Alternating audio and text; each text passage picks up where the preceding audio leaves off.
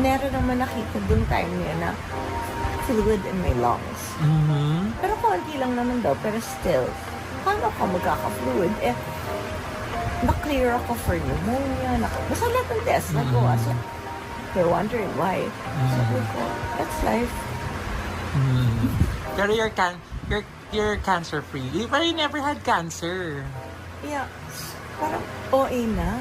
Sa dami naman ng autoimmune. Kung magkaka-cancer pa ako, parang sasabihin naman nila na talagang kinuha na niya lahat.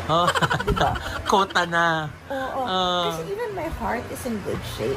Yes. Lungs ko may problema talaga. I've always been honest with that. So, kung magkaka-cancer, wait na lang kayo.